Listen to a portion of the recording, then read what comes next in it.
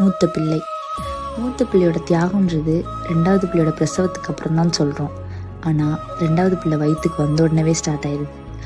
அப்போ இருந்தே அம்மா பக்கத்தில் வராத, அம்மா வயிற்றில் தம்பி பாப்பா இருக்கான், அடிபட்டுரும் அப்படின்னு சொல்கிறதுலேருந்தே ஆரம்பிச்சிருது. அவங்களுக்கும் நமக்கும் இருக்க அந்த டிஸ்டன்ஸ், அந்த வேதனையை வார்த்தையால் சொல்லவே முடியாதுல்ல. டெலிவரி ரூமுக்குள்ளே போகிறப்போ அந்த பயம், அந்த ஆப்ரேஷன் நினச்சி நமக்கு வருது அப்படின்னு நினைக்கிறாங்க. ஆனால் இங்கே நம்ம பெரிய பையனை மறுபடியும் பார்க்க முடியாமையே போயிருமோ அப்படிங்கிற பயம்தான் அதிகமாக இருக்குது. அது வரைக்கும் அந்த குழந்தைய ஒரு தடவை கூட அடிச்சிருக்கவே மாட்டோம். ஆனால் 2வது குழந்தை வந்ததுமே சின்ன சின்ன விஷயத்துக்கு கூட கோவப்பட்டு அடிச்சிருவோம். அந்த மூத்த பிள்ளைய அப்போ தான் ஆசையாக கொஞ்சலான்னு தூக்குவோம். ஆனால் அப்போ தான் பாலுக்காக 2வது குழந்தை அழுக ஆரம்பிக்கும். வேறு வழியே இல்லாமல் நம்ம மடியிலிருந்து நம்மளே தள்ளி விட்ட மாதிரி ஒரு வழியோடு இறக்கி விட்டுட்டு, தம்பி அழுகிறான் சாமி அப்படின்னு சொல்லி இறக்கி விடுவோம். இந்த வழிகளை வார்த்தையால் விவரிக்கவே முடியாதுல்ல.